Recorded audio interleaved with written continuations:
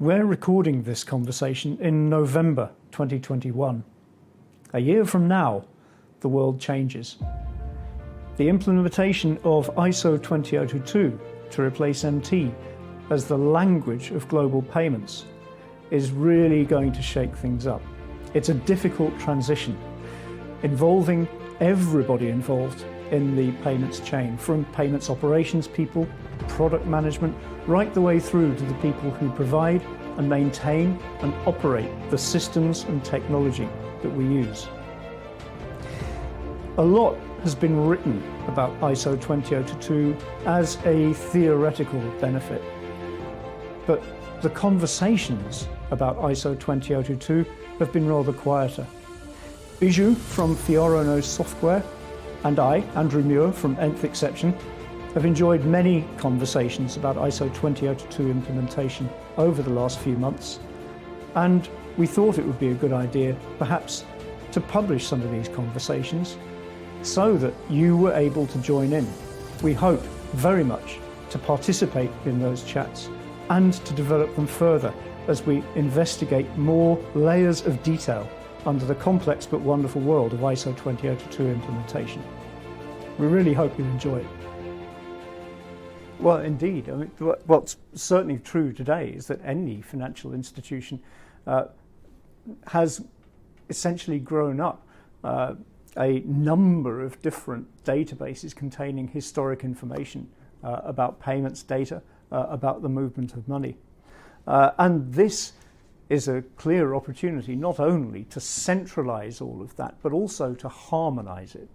One single source of all payments data in one single language, so that multiple applications can interact with that data source and deliver the kind of information, the kind of insight that a financial institution has always been asking for so many different reasons. Internal liquidity management, external liquidity management, identifying the behavior of customers and the likely behavior of customers given certain assumptions about products and so on.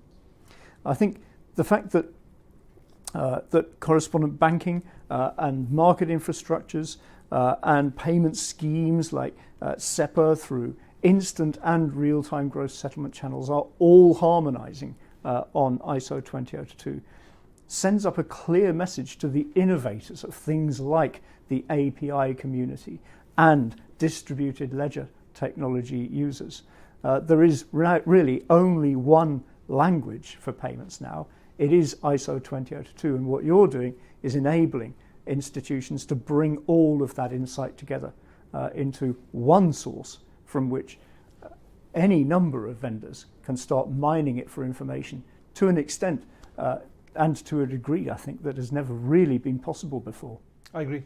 So we've kind of stepped into the area about monetization, right? And you touched upon liquidity and cash management. And I think these are really good examples of things banks can be doing better, or banks can offer as a service to their corporate customers in terms of ways to offer better liquidity, right? And that level of control of data access has not been available to the world of financial services till now, right? So if you take something as simple as interim booked balance from CAMP 52 message, we are working on ways to be able to expand on and essentially offer better insights and into liquidity and cash management on a day-to-day basis. Just imagine how powerful something as simple as that field can be. We know it's there.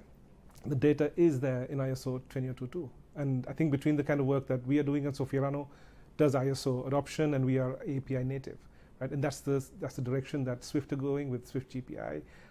You touched upon distributed ledger quite a few times, and that we also know is a direction that a subset of people or organizations are going on. I think that's absolutely relevant.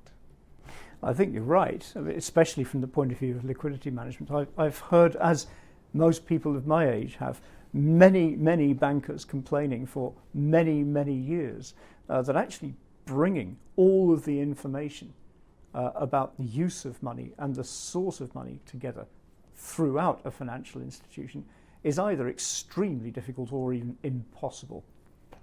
The idea of starting from the basis that whenever money moves, that movement is captured in a database that absolutely can be interrogated by enterprise systems.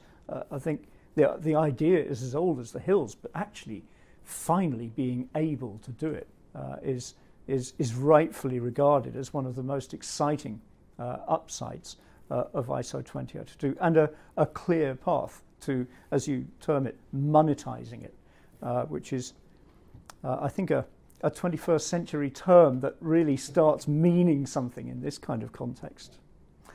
One thing I'm conscious of, though, is that the internet was started in 1967. The world's first deployment of distributed ledger technology was in 1994.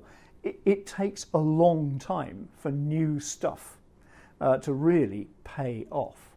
And I think we should be fairly conscious of that in the ISO 20022 context as well. There's a certain amount of latency involved in deploying a new technology or a new capability and actually extracting the best of its benefits. Now, I'm not completely sure we're comfortable as an industry with an extended time to actually getting investments to pay off to that degree. That said, I think what you're working on certainly takes some clear steps towards early recognition and early delivery of some of those benefits. Absolutely. Thanks. There's a lot of ideas in there, really well expressed. I think my big takeaway is this idea that you have to understand this domain properly in order to figure out a strategy for really making it pay off. Perhaps next time we speak, we can start talking about this idea of rich data and whether or not it really is true that rich data is better data. We should. So there's a lot of data. I say it is better, but it's not just going to be, it's not there. You got to work on it. There is some stuff, there's some work to do before you can really extract useful data from lots of data. We'll talk about that in a moment.